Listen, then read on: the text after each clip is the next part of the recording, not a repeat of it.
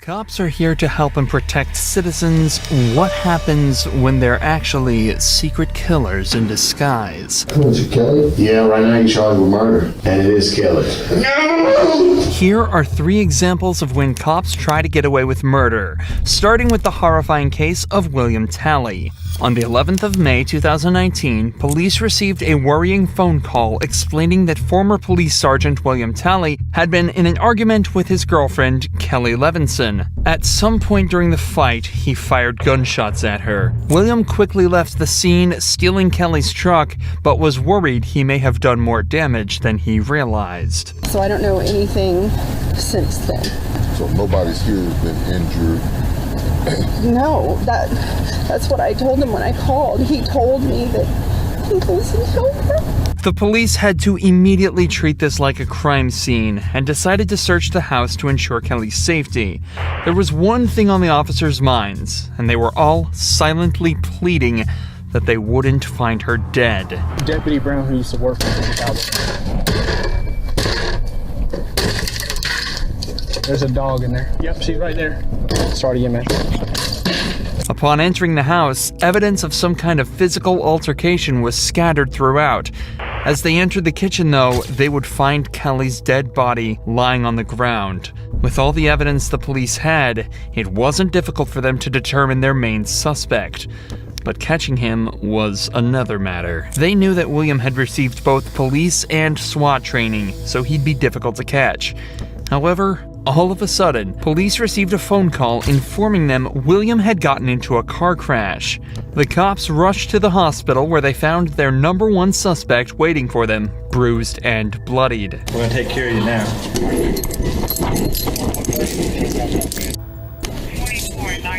Once William was discharged from the hospital, he was immediately brought to an interrogation room where the investigation would truly begin. Can I ask what my charges are? Yeah, right now you're charged with murder. You're charged with violation of oath of office, and you're charged Who? with possession of a firearm during the commission of a crime. Who? That's what we're hoping you can tell us. Maybe once we start talking about it a little bit, It wasn't Becky, was it? Was it Kelly? well, Was it a cop? William mentions 2 names here, Becky and Kelly. Of course, we know Kelly to be his girlfriend, but William was actually married to another woman named Rebecca Talley who he'd been cheating on. William obviously appears dazed and confused, but whether this is just an act or not is another question. He'd spent multiple days in the hospital and was discharged after being medically cleared, so it's unlikely he'd still be this out of it. Regardless, it at least seems to be keeping him calm. At least for now. and you can sign this. Nobody's talking with me about things. Well, we're gonna get to that. That's what we're hoping to get to. No, I'm not talking until somebody talks to me. I can tell you who, if we can get started there. And it is Kelly. No! Don't do that. No! No! Tally, come on. Tally. Bill. Bill. No!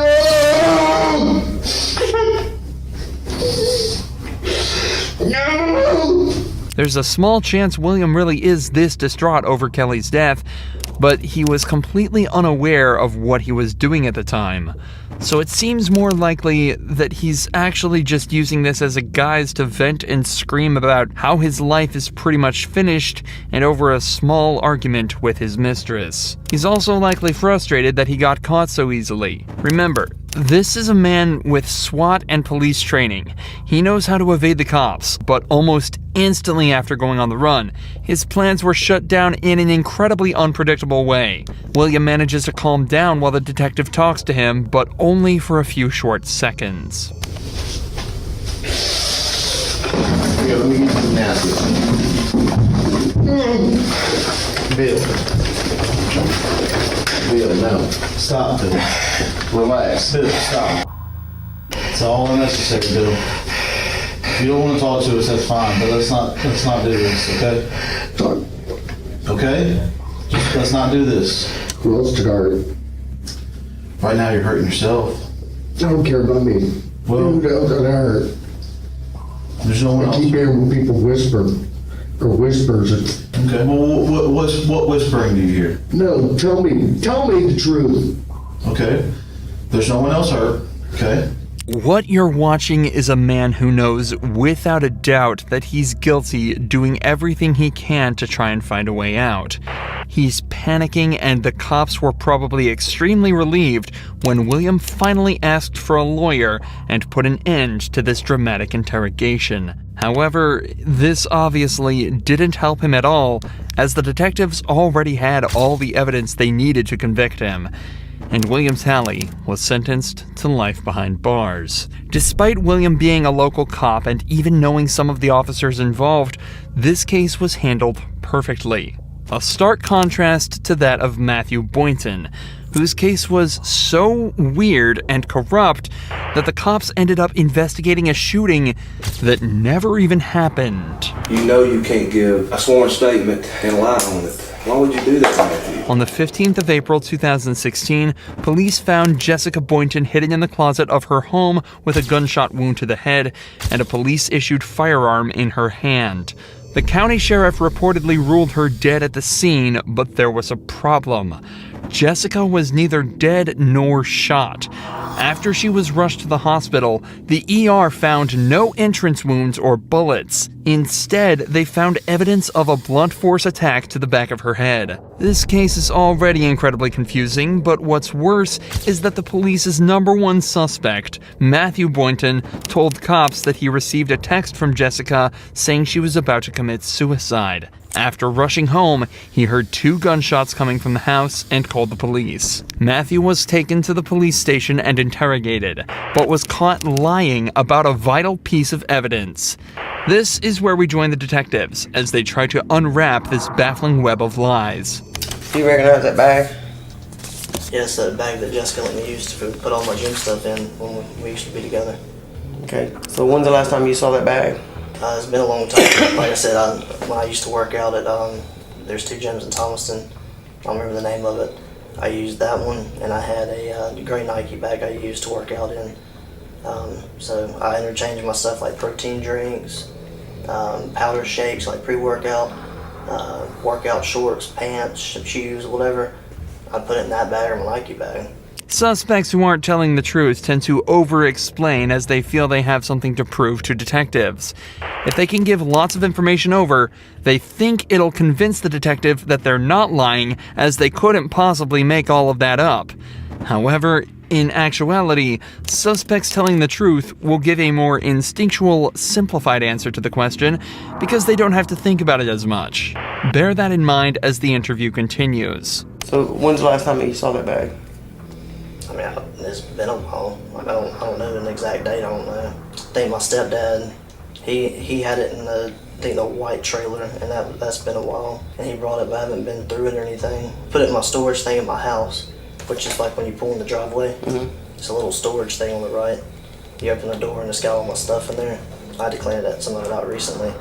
That was tossed in there, but I mean, it's in there with a bunch of my stuff, like a brown tub I used to keep in my old patrol car with gym stuff in it and work stuff. Remember, that answer was given in response to the question, when was the last time you saw this bag? Something that could have been answered in a single sentence. The detectives already knew that Matthew was lying about this bag, as that's the whole reason he was brought to this second interrogation. But now they're 100% sure he's hiding something, and they're about to call him out on it. All right, Matthew. Known you a long time. When y'all were in the process of moving, and you moved into the house that you're at now, your residence, did you or did you not see this bag? Yes, sir. It's in my storage room in the garage. Now, why would I be holding a picture of this bag? I guess because Jessica brought it into you. Why would Jessica have it if you had it at your house?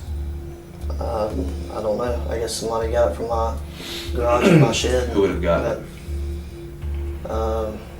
There's a couple of people.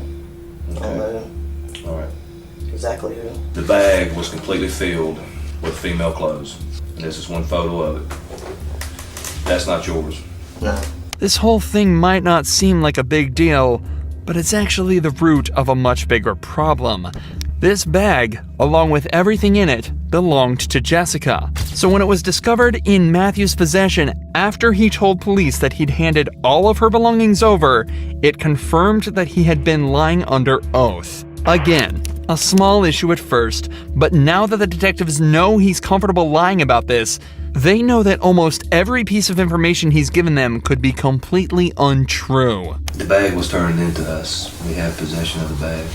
We have evidence that says it came out of your storage room. Is that true? Yes, sir. Is there anything you'd like to say? No, sir. Do you believe that statement to be accurate and true? Not now. Did you believe it then? No, sir. Matthew has now essentially confessed to stealing the bag of Jessica's belongings and lying under oath. There is the question of why he did this, but we haven't even gotten started on the assault part of the case. Why Jessica was found unconscious in their closet after allegedly texting Matthew she was going to shoot herself. As it turns out, though, the police would also never move on to that part of the case, and it remained completely unanswered. Matthew was charged with stealing and lying under oath, and after being placed on administrative leave, he resigned from the force, but went completely uncharged for whatever happened on the night of April 15th. Many people have been left wondering why that may be, but the most obvious answer lies in police corruption, and the fact that the county sheriff just so happened to be Matthew's granddad, the same sheriff who lied by pronouncing Jessica dead at the scene. What's worse is that Jessica's head trauma left her without any memory of that night, so it's likely this case will remain unsolved forever. But people thought the same about the murder of Sherry Rasmussen, which lay unsolved for 23 years before new information revealed that the culprit was actually one of the police force's best detectives. Now you're accusing me of this? Is that what you're saying? After decades of investigations, DNA evidence revealed that Stephanie was very likely the culprit of a murder committed in 1986. Because of the high-stakes nature of the case, the detectives made sure to meticulously plan this interrogation. Stephanie was a really successful detective herself, and she had recently received recommendations for her good work on a theft case. So the detectives used this and brought her in under the guise that they needed help with a case. I don't want to talk about this in the squadron because I don't know who people are listening. That's true. And if we go to my side, everybody's always wondering what everybody else is doing. No problem. Okay. An interrogation room is a strange place for such a conversation to take place, so to put her mind at ease, detectives told her this was the place they'd least be likely to be overheard, as the case details were strictly confidential. Sherry Rasmussen's body had been found at her home after being shot 3 times. At the time, police suspected the murder was a result of a burglary gone wrong, but the case went cold when they couldn't identify the suspect. However, 23 years later, when revisiting the case, detectives found evidence that led them towards Stephanie, a girl who had been trapped in a love triangle with Sherry and her husband, John Rutten. So the detectives decided to bring up John's name to see how she'd react. Were you guys friends, close friends? Yeah, we're very close friends. Yeah? I mean, what's this all about? It's a case we're working on. It involves John, and in there's notes and stuff that he knew you and stuff. Oh, yeah. I mean, we were good friends. Lived in the dorms for 2 years. Was there ever any relationship or anything that developed between you guys? Yeah, I mean, we dated. You know, I mean, what's this all about? Well, it's relating to his wife. Both the detectives and Stephanie have tried to seem as friendly and relaxed as possible around each other, but Stephanie is obviously starting to get very anxious at this point. Even though the detectives gave a somewhat believable excuse, she is now in an interrogation room faced by 2 detectives being questioned about a girl she supposedly murdered 20 years earlier. Her breathing has become faster, and her language is defensive, and her movements have become more erratic. And you're right. I mean, if you guys are claiming that I'm a suspect, then, you know, I got a problem with that. Okay. Okay? So, you know, if you're doing this as an interrogation, you're saying, hey, I'm a suspect. Well, now I got a problem with, you know, now you're accusing me of this? Is that what you're saying? Obviously, you know about all the DNA stuff and things of the nature that, you know, gets done on cases nowadays. You know, if we asked you for a DNA swab, would you be willing to give us one? Maybe.